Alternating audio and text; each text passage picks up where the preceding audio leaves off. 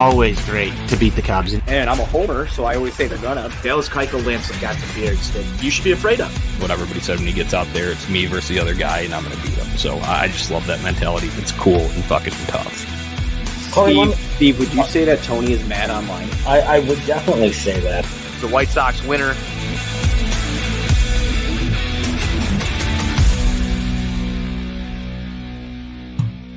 Hello, White Sox fans, and welcome in to the first Sox On Tap podcast of 2023. Steve, Happy New Year. Happy New Year to all the listeners. We're back here to talk some White Sox baseball.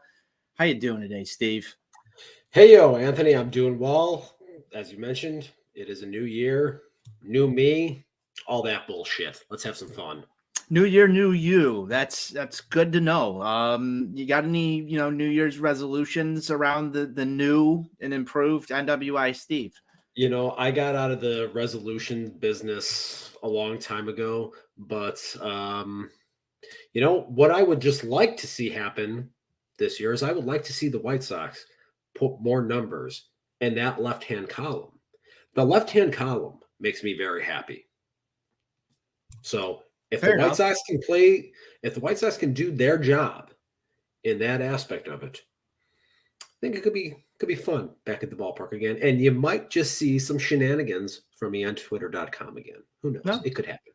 Yeah, that's fair. I'm glad that you're a new version of yourself. We're going to have a new White Sox season to talk about here soon. We've got a new left fielder as well that we're going to talk about here today, although this is sort of a delayed signing, and Steve and I were talking a little bit about this, why it took so long to become official. Obviously, press conference today for Mr. Andrew Benintendi was announced. We got some Rick Hahn comments to kind of dissect, but that's our first order of business here, Steve. We're going to talk about new things in the new year, and that is right off the bat, Andrew Benintendi, like I said, announced today. Let's hear some thoughts.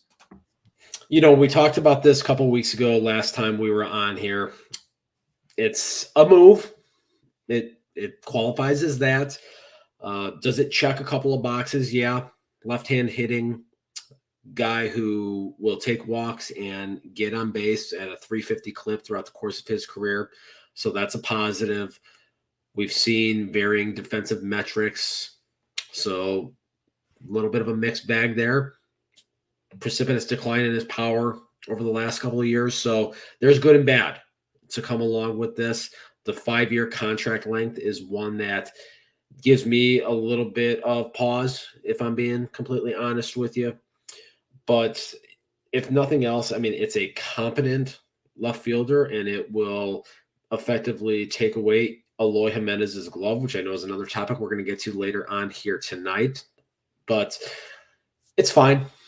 It's not going to move the needle a ton, but it's fine. Well, we've kind of hashed a lot of those opinions out. I think we're sort of past there. I like the move personally. I do have some concerns about the length as well. There were some comments today from Mr. Benintendi himself when he was asked about, being the highest paid player in franchise history. And, he was pretty humble about it. I think that, it's got to be interesting to be Andrew Benintendi and be asked that question. As you said, it's a fine move. I think it's kind of graded on a bell curve. I think I saw a good thread from Albert Bell. Albert Bell, yes, Albert Bell. Speaking of largest contracts in franchise history, yes, you have to grade the Benintendi contract on a bell curve. That's perfect. I think I saw a good thread from Pinols the other day about how just sort of the same way that you feel, Steve, where when the White Sox go out and make this move, it should be a solid addition for other teams. And it is for the White Sox, but here we are faced with, this is our largest contract that we've ever handed out. I was intrigued by Rick Hahn's comments that came from, I believe, Vinny Duber tweeted it out yesterday. That Hahn had introduced, Benintendi and said, I've been waiting like 7 years to have you on this ball club. And just the first thing, Steve, if Kenny always got his guy. Is Rick Hahn now on the Kenny Williams got to go get your guy plan? Is that why we have Mr. Andrew Benintendi on the sell side? I mean, one could certainly argue that. And listen, we all know that the White Sox like to keep everything in the family. They like to keep things business as usual. So if Kenny always got his guy, I think it's only fair that Rick eventually gets, one or two or a couple, 2-3 of his guys. So I think that's fair. One other little interesting facet of this announcement press conference that took place today, press conference that wasn't televised on a regional sports network that Jerry Reinsdorf owns 40% of, because we had to have, Fantasy Football Minute on instead of this press conference to introduce Andrew Benintendi. I know we talk a lot and you led into the show about you might want to save that grievance for like a whole nother year, Steve. No. We're starting hot. We're starting hot here. Okay. Because, I know I said earlier, new year, new me, all that bullshit. One thing that will remain constant, one thing that will always remain the same is my hatred, my deep-seated hatred for his bane financial systems of my existence. Yes. Jerry Reinsdorf. Fuck you. Yeah, you just new year, new you, same you is what I'm getting out of this. But how much do you think Rick Hahn celebrated getting his guy? I mean, I think, he probably went out and, maybe did put together an algorithm of some sort before watching, Michigan lose in the college football semifinal and, exchanging text messages with Scott Merkin over while they cried over the unfortunate nature of that, which is just a real tough scene. But, I'm sure Rick was very happy. It had to be the most happy he's been. He's getting everything on his wish list right now. He's got Pedro Grifol. He's got Andrew Benintendi. Everything's coming up Rick Hahn these days. Let's hope that it comes up with White Sox wins. As you said, you want more things in the left-hand column than the right-hand column. Let's hope that all equates. But Steve, overall, the Benintendi signing, it's announced, it's official. Nobody's swooping in and grabbing Andrew Benintendi. We're stuck with him for 5 years, for better or for worse. Hopefully it's for better. That said, you mentioned that this move is going to take away Eloy Jimenez's glove, and this is something that I was very, very happy with, and why I think that this move is going to be super beneficial for the Chicago White Sox. I think that we've all had enough of these left field experiments that have been going on. It's been sort of a revolving door between Andrew Vaughn. You had Pollock in there for a little while. You've seen Eloy try and man the position. Lurie Garcia's been trotting around out there from time to time. It's been too many left fielders. According to Pedro Grifol, he had a conversation with Eloy and said that Andrew Benintendi is here to play left field, and he plays it well. I think that's a net positive for our Chicago White Sox. There was a comment that was made that could be construed one of two ways, that Eloy Jimenez may see some playing time in right field for your Chicago White Sox in the 2023 season. Now, that made me want to gouge my eyes out with a fork, just sort of reading that through the computer screen, because obviously, as you said, this was an untelevised event. I don't know why these are untelevised either, Steve. I share that grievance with you.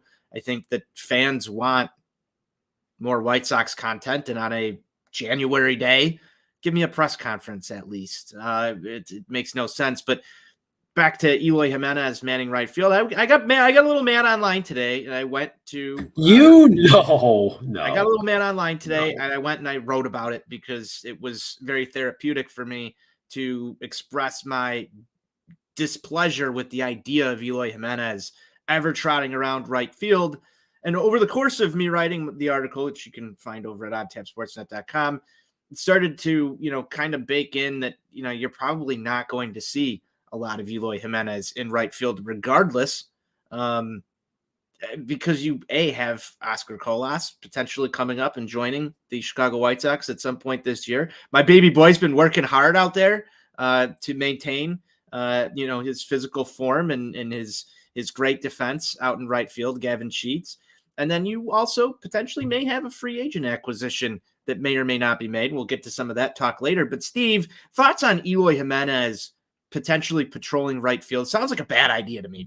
It's just a fucking bad idea. My thoughts are this. They're very simple. They're very concise.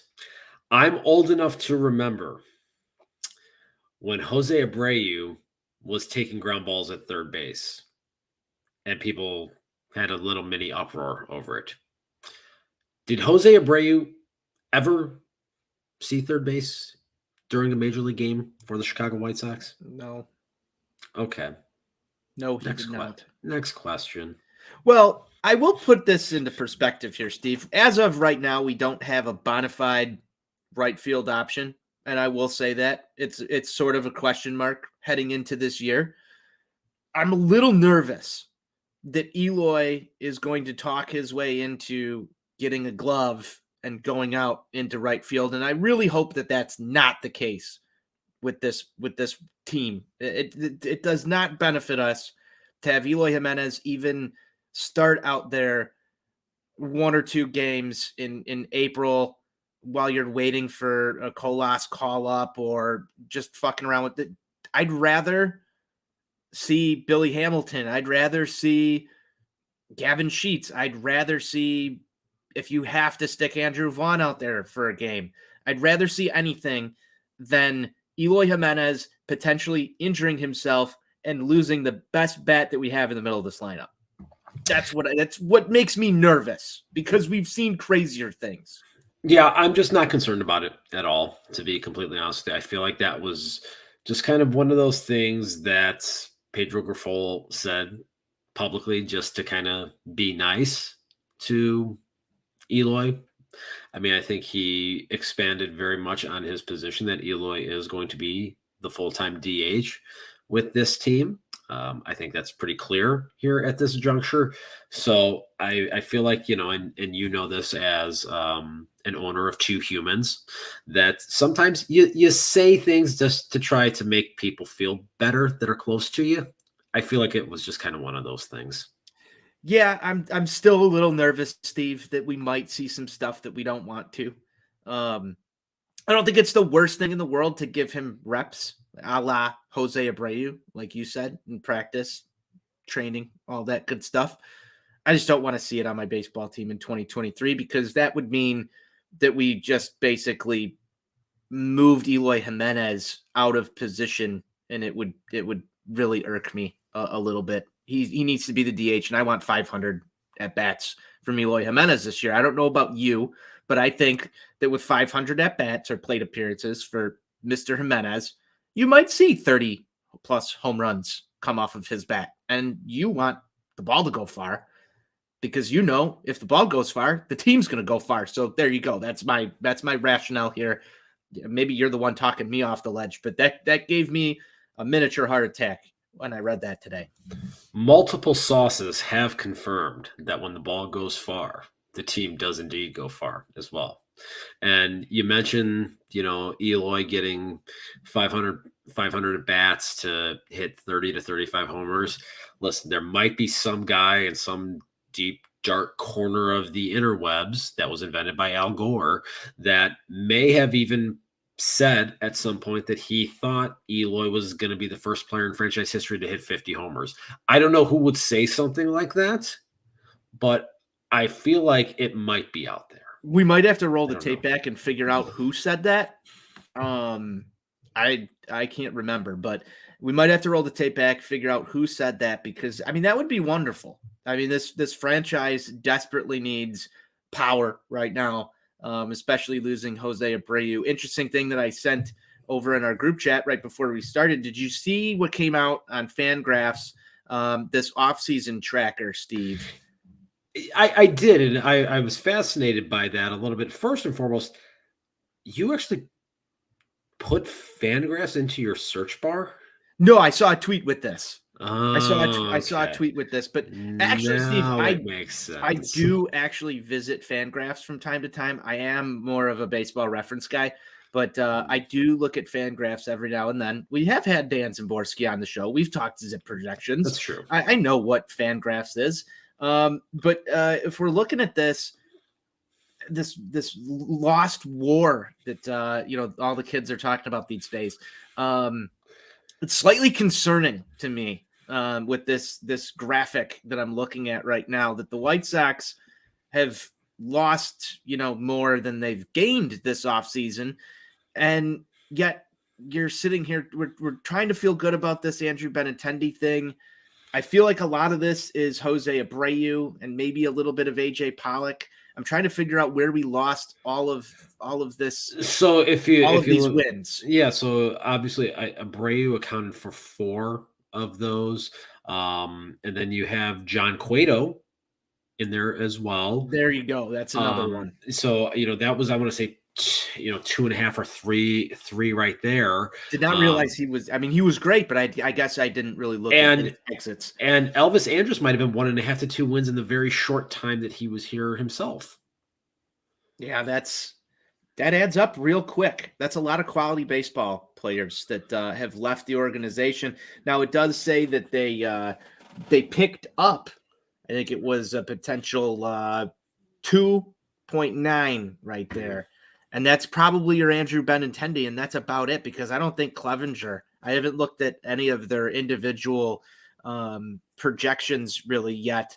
I did see the Zips graphic come across at one point, but I can't remember what we had on Clevenger. I did not think it was anything near 2. So I would assume that Andrew Benintendi is the pickup there, and some change are coming from Mike Clevenger. That doesn't feel like a finished product to me. No, it certainly does not, and I think that lends itself to some of Rick Hahn's commentary that took place at the press conference again that no one was able to see here because. Can I set the table with this too, Steve? Because you have wait a minute, set the what? Set the table. It's Rick Hahn's table. We're not setting tones. We're setting the table. I always thought that. Listen, new year, new me, all that. Maybe you want to hashtag set the tone. No, we're setting Rick Hahn's table. Okay. We're just setting the table right now. Fair. We can set the tone in a minute, but let me set the table here. This is some Pedro Grifol. I also have an article about this one over at On Tap Sportsnet. Grifol was on a podcast, the Baseball Isn't Boring podcast, which is Joe Kelly pet project, if you're not familiar with it. And Grifol was talking a little bit about how he has a lot of confidence in this team and this roster. He likes the fact that they're going to sit through the Houston Astros ceremony. I think that's perfect. I am old enough to remember, Steve, the Chicago Blackhawks watching the LA Kings raise a banner and then going on an absolute tear in 2015. I think it's a good omen to be part of those ceremonies and take those in, because not to be confused with Will Omen. No, not to be confused. Yeah, absolutely not.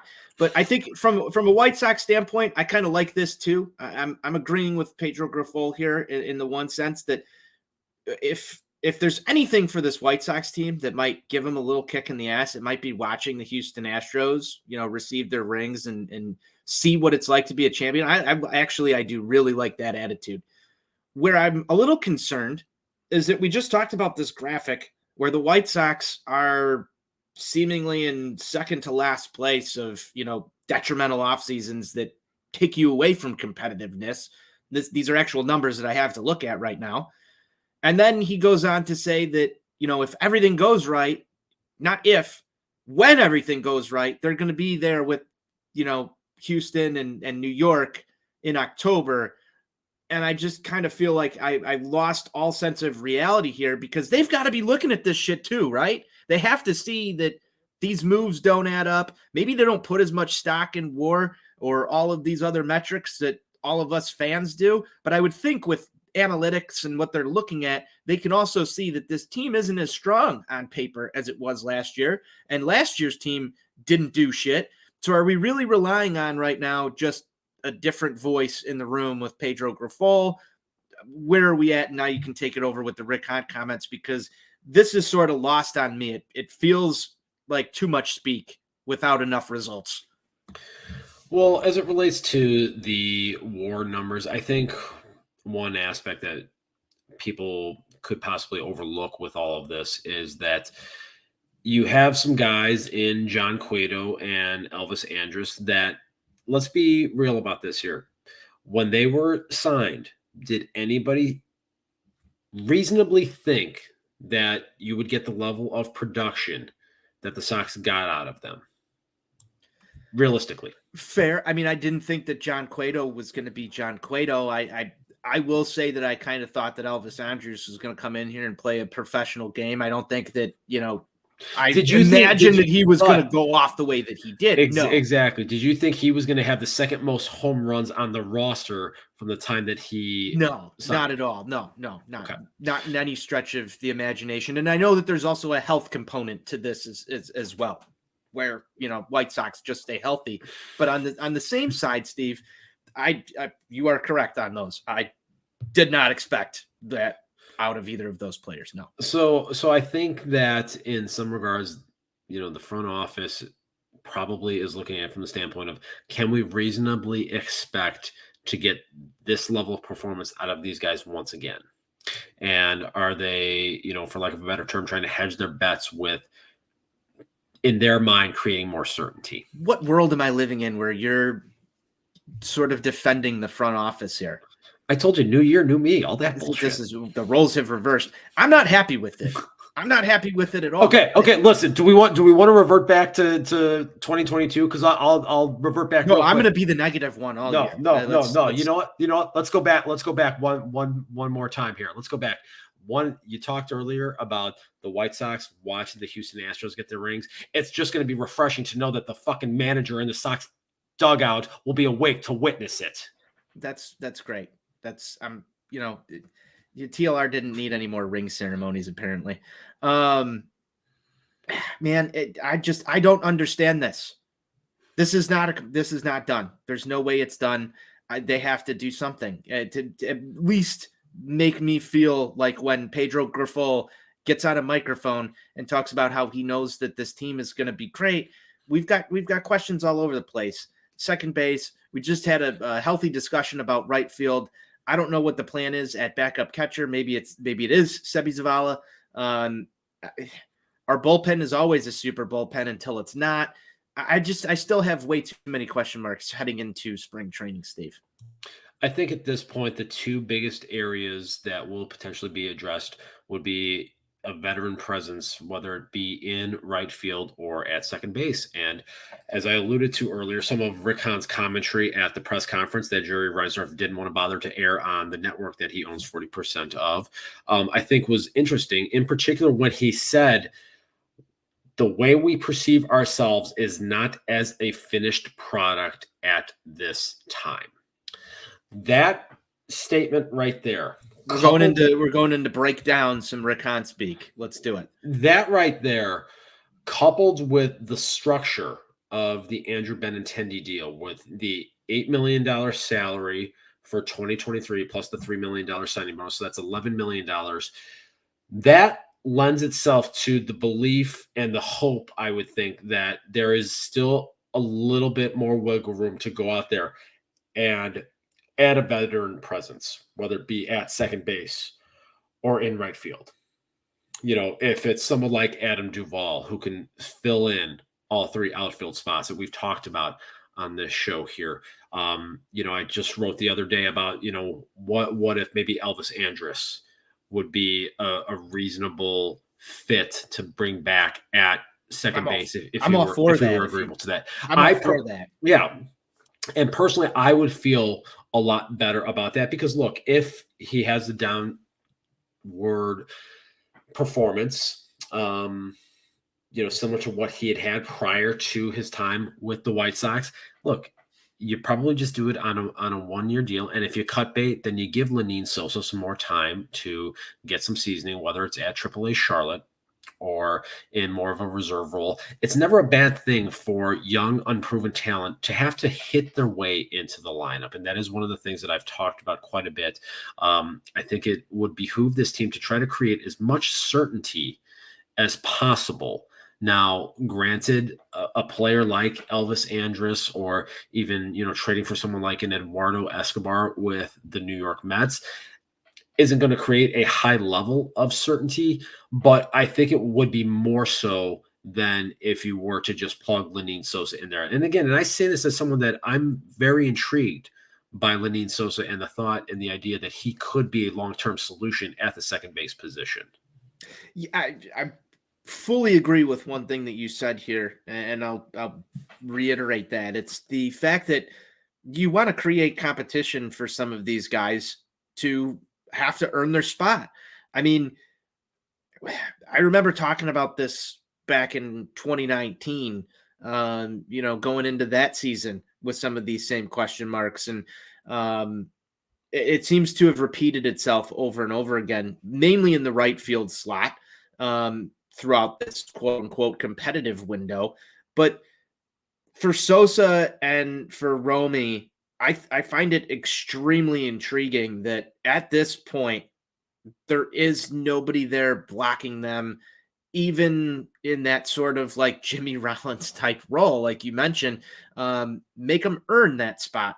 It seems simple. Obviously, the White Sox passed on Gene Segura. They passed on a couple of other options earlier this offseason, and it's kind of led me to believe that maybe they're not going to make a move. They parted ways with Danny Mendick, who I thought, obviously he got a contract from the New York Mets. I thought that he could have been a potential guy that you see in there. I don't think he moved the needle a lot. He did hit well last year for stretches, but that would have at least been a cheap name to throw in this mix as well, that had a little bit more major league experience than either of these guys. I'm just sort of curious what they do here. There were a lot of decent options that didn't cost a lot of money. If Rick Hahn's saying that this isn't a finished product, they obviously didn't like those guys, and the pickings are sort of slim. Is it Andrews? Or are we riding into this with Sosa and Romy? That's a tremendous question. Here's another little wrinkle. So Jim Bowden, former GM for the Cincinnati Reds and the Washington Nationals, writes for The Athletic now. He put out a piece here apparently earlier today where he talked to executives from all 30 teams and talked about and tried to get a sense as far as what one final move would make sense for each team. And the quote with it was, the White Sox front office is focused on figuring out the second base position, which could even be resolved via trade or tapping someone on the current roster. Potential targets could be Brandon Lowe of the Tampa Bay Rays, Brendan Rodgers of the Colorado Rockies, Gleyber Torres of the New York Yankees, or Ketel Marte of the Arizona Diamondbacks. So those are some new and some different names in there. Jim Bowden doesn't necessarily have a great track record when it comes to these kinds of things. Tried to go pull that one up. I couldn't find it there, but so, it's interesting. And it, again, just kind of seems like there's a lot of smoke. Again, coupled with the quotes from Rick Hahn here. Let's put our tinfoil hats on. Sure. Let's do it. Is it too early for tinfoil hat time? No, it's not. I mean, I think it's it's past 9:00. We can do this. Okay. What if, in light of the Carlos Correa to the New York Mets situation, what if perhaps there's a deal in place for Eduardo Escobar that can't be executed until the Correa situation and the Correa contract gets ironed out? That's very tinfoil right there. It is. It is very tinfoil. He was a name that the White Sox were interested in when he was a free agent. I'm old enough to remember when Eduardo Escobar played for the Chicago White Sox. Really? I thought those were just Photoshops. And I'm old enough to remember when he played his first game against the Chicago White Sox at Target Field in Canada South, late July of 2012. I may or may not have been an appearance there. You've got a long history with this individual. Steve, would that seal the deal for you? Would you feel better about this roster with Mm. Escobar? Me personally, if I had to pick between Eduardo Escobar or Elvis Andrus, I know I'm going to get more power out of Eduardo Escobar, but the defensive aspect of it, I would feel a lot better with Elvis Andrus at second base versus Eduardo Escobar. I don't think Escobar can handle second base What would the defensively any cost longer. be? What would the cost be, man? That's what I kind of worry about it. You can go out and you can grab Andrews for what do you think he's going to make? 5 mil next year? That's 4 or 5 million. 4 or I would 5 think. million. You're going to have to go give up an asset for Escobar. What's he going to cost? The thing I'm wondering about is, would it potentially be, maybe like a Joe Kelly for Eduardo Escobar because of some of the money components associated with that? Yeah, you can make that If argument. if you could make it, You're not taking Jake Diekman. Please. You're going to have to give more Please? than Diekman, I think.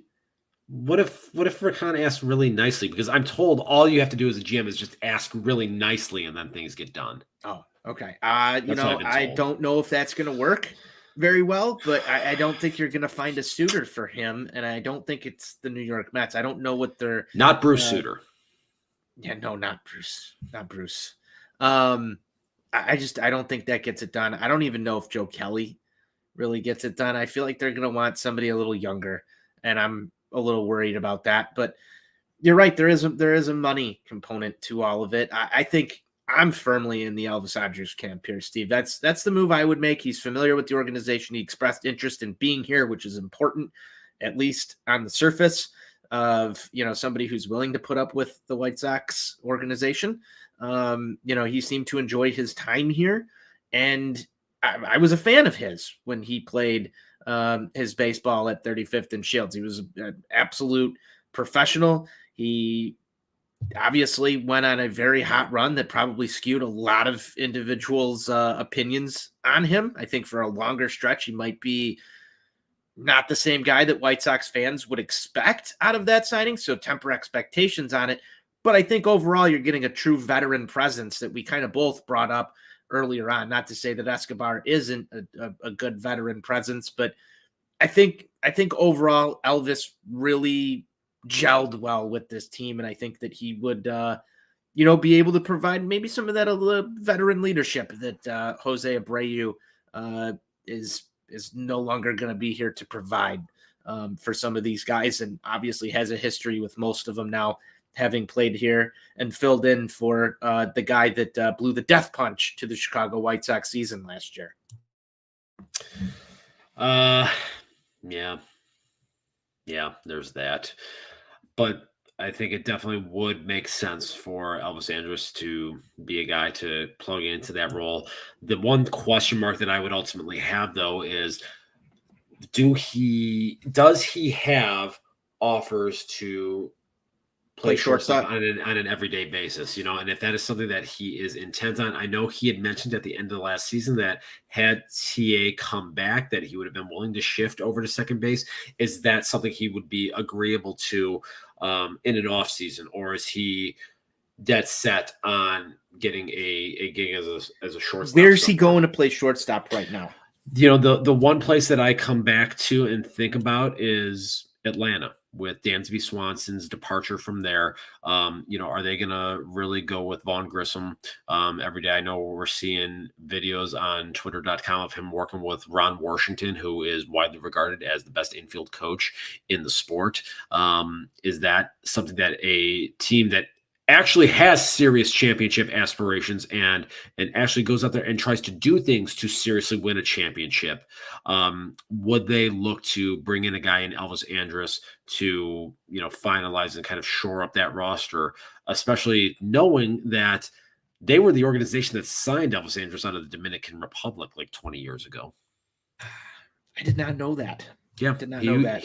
I was going to say at least Oakland's off the table. So he went to the Rangers as one of the centerpieces of the Mark Teixeira deal. Baseball history with NWI Steve here on Sox on Tap. Steve, I'm kind of fine with either route. I just think that I don't want to see any sort of overpay. I guess I'm being a little picky, but it gives me some hope, and I think it should give everybody some hope. The way that Rick Hahn stated that they view this as still sort of a work in progress. Um, right field. Any sort of tinfoil hat theories that you have on right field? I know we touched on this earlier, but from a free agent standpoint, or maybe a trade standpoint, obviously, Bowden said in his piece that they're more focused on sort of the second base stuff. But could we see any surprises here before spring training? I mean, I think Adam Duvall makes a ton of sense. I've talked about that, and I'll drill that point home some more. Another name some people have kind of talked about a little bit in some of my inner circles, and the guy that does bring a little bit of positional versatility, Brian Anderson. No, not that Brian Anderson who caught the final out during the blackout to eliminate Joe Mauer, Justin Morneau, and the 2008 Minnesota Twins that I was at. I was at that ball game, mind This you. Brian Anderson's just a namesake. He's Brian Anderson light, formerly of the Florida, Miami, Dade County Marlins, whatever they're calling themselves these days here. Came up primarily as a third baseman, but can also play some corner outfield spot. So, when Yohan Moncada grimaces, sort of like a Jake Lamb. Well, he's got a little Jay Clam in him, a little bit. So when Yohan Moncada grimaces going down the first base line there, they could potentially have a fallback option to plug in at third base there when he, is ouchy for 2 to 3 days at a time. So that's another Lurie name. Garcia's not going to get that start. I'm committed to not speaking his name in 2023. We're going to have a talk with our guy, Jonathan, about that. This is a Lurie slander free zone. As I always say, it's not slander when it's true. Yeah, well, we can deem it what we want to. That's interesting. I like this Brian Anderson idea. I'm a little curious though to see what they actually wind up doing here. I think it's going to be a whole lot of nothing, which is why I talked about the keep Eloy out of right field thing earlier. I think they're waiting for Oscar Colas, and we'll see what happens there. Steve, you had talked a little bit prior to us hitting the record button here about a pitcher in this organization who you want to extend. And I'm going to give you the floor here to talk a little bit about that. Everybody knows who listens to this show, who reads my hashtag content, how I feel about Rick Hahn's asset allocation when it comes to the bullpen. Not just Rick Hahn, but I feel this way in general. Joe Sheehan, who used to write for Baseball Prospectus, who's really the innovator of the ball go far, team go far mantra. One of the other things that he talks about, and he talks about regularly, is you don't pay for saves. Specifically in the free agent market. That is one of the quickest ways to misallocate funds on your roster, particularly for a team that is not the New York Mets, that is not going to just spend whatever it's going to take to win. So in light of that, we got a guy on this roster who transitioned to the bullpen last year and did so with flying colors that I wrote about over at OnTapSportsNet.com a couple, 2-3 months ago. Ronaldo Lopez. And this is a guy that I highlighted in the piece, and I compared him to another former failed starter who turned into a top-level closer, Wade Davis. The trajectories are very similar for these two guys. I think it would behoove the White Sox and Rick Hahn to get his little extension machine out, and as he typically likes to do during spring training, I think it would make a ton of sense for this team to get a deal done with Reynaldo Lopez, because you've got 2 years left of Liam Hendricks. You've got 2 years left of Kendall Graveman. If you can extend Lopez now and do so at a reasonable rate, that is your closer of the future, in my opinion. I firmly believe the stuff that Reynaldo Lopez has. I think what we saw from his transition last year, this is a guy that can play up his repertoire in one-inning bursts and do so in an effective manner to be a ninth-inning guy. And I think that's what this organization needs to get back to doing, is finding guys and not overpaying in the free agent market, which has unfortunately been something that has plagued this team for 15 years now, going back to the Octavio Dotel, Scott Linebrink deals of the past when Kenny was running the show. Everyone likes to think that Rick Hahn likes to just blow his wad on the bullpen. This is a White Sox problem for far too long now. And then obviously exacerbating it with the likes of Liam Hendricks, Kendall Graveman, etc. If you can take a homegrown and developed guy like Reynaldo Lopez that you successfully transitioned from a starter to a reliever, put him in the back end of your bullpen, I think it's going to make the roster machinations a lot more reasonable for this team and give them the famed flexibility to be able to put together a more efficient roster. Very well said, Stephen. Very well said. That was beautifully articulated. And I agree with most of it. I've been a Raylo to the bullpen guy for, I can't even remember how many years. Yeah, he's just so good in those short bursts. I've always kind of thought that, he could potentially be a 2-inning reliever guy, almost in the same way that the Milwaukee Brewers were able to utilize Hader for a while. His stuff it's so electric. One time through the order, opponents seem to really have a hard time with him. And that was his biggest problem as a starter. The second time through the order was always an issue. Obviously he's got the stuff to pitch at the big league level. You saw him last year in some high leverage spots that even garnered some talk about, Liam Hendricks being traded this offseason. We talked a little bit earlier about guys who are of the younger variety coming in and having to work and earn their spots. This is sort of that exact same scenario. Reynaldo Lopez has been a guy in this bullpen. He doesn't have the big dollar contract behind him. He's not going to get those spots as much, but he's earned them. You've seen him go out and earn that shit. And over the course of last year, I think a lot of White Sox fans, myself included, really saw him take his biggest leap in terms of development in some of those high leverage situations for the White Sox. I expect him to be a force in that bullpen again this season. And the extension machine, if Rick Hahn's got it, there's not many guys on this roster right now that really need an extension. I think that Reynaldo Lopez is the guy that you would go out and hand a little bit of cash to get to stick around past those 2 years, Steve, because I want an additional 2 years on the back end of that at least with Reynaldo Lopez. So that's some interesting stuff that you're bringing to the table here. If nothing else, I try to just, get the wheels turning up there for our listeners. Yeah, that's some good stuff. Steve, it's about 42 minutes into this. I don't have much else in White Sox land. You got any final thoughts for me? My final thoughts are this. Earlier today, I booked my flight to go out to Phoenix, Arizona, to spend some time at Camelback Ranch, taking in Cactus League action. We all know you must go out there and you must #set the tone during Cactus League play. I will be there in attendance, live, looking to see how the tone gets set. It's going down. That's beautiful, Steve. I mean, it's that time of year. It is definitely that time of year. I think we are about 6 weeks away from some actual baseball being played. It's gone by rather quickly, Steve. I must say, this has been a quick off season.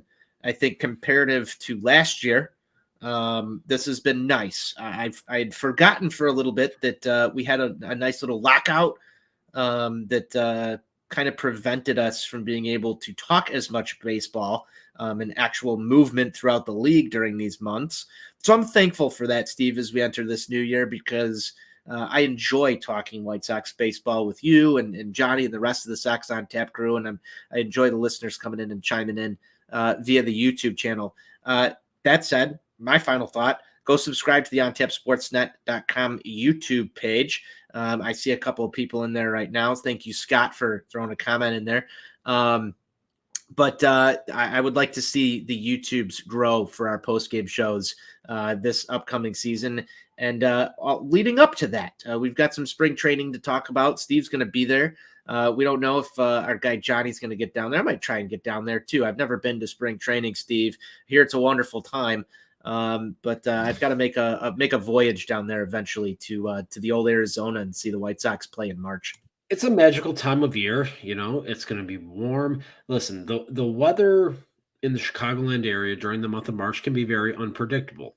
The date of my establishment might have been at some point during that month, and the volatility that comes with it from a weather standpoint is really something else. There have been years where it has snowed on my birthday, and then there are some years when it's been in the 70s and the 80s. You just don't know what you're going to get. But the one thing that I do know is that in Arizona, whether you're in Glendale, Goodyear, Scottsdale, Peoria. Not Peoria that's near us, correct? No, not Peoria, Illinois. You don't want to go to Peoria, Illinois in March. I can hashtag confirm that. I've had to make that journey, and let me tell you, it's not enjoyable. This Peoria is better. This Peoria is much better. Hashtag confirmed. Oh, that's hashtag double confirmed. You're gonna always reporting the facts. You're gonna get blue skies, sunshine, warm weather. Be able to wear some shorts, t-shirts, maybe have a couple 2-tree pops. And it's just a grand old time. Well, Steve, we're looking forward to seeing you live reporting down in sunny Arizona this coming March. And we've got some World Baseball Classic that's going to be played around that time. You get some Lance Lynn out there. You're going to try and take in a World Baseball Classic game if they're still being played while you're down there. I'm not sure what your exact dates are or your itinerary, but I do know that Lance Lynn will be pitching for Team USA, I think sometime around the 11th of March. So I will be getting to Phoenix on Sunday the 12th. And ironically enough, the White Sox have an off day on Monday the 13th. So who knows? Maybe I will get to go see the big bastard pitching for Team USA. Who knows? It could happen. There you go. We'll see how Team USA shakes it out down there. I think that's where they're starting, but I do believe the tournament finishes up over in Florida, if I'm not mistaken. But if you can catch some of that action, be sure to share with all the listeners on an upcoming episode how cool it is to go watch the World Baseball Classic. Steve, that's really all the time we have for today. This has been another fine edition of the Sox On Tap podcast. You can find us on Twitter at Sox On Tap, on YouTube at On Tap Sportsnet, on the web, ontapsportsnet.com. You can find Steve at NWI_Steve, myself at Tony On Tap. Steve, it's always a pleasure talking White Sox baseball with you. White Sox forever. White Sox for life.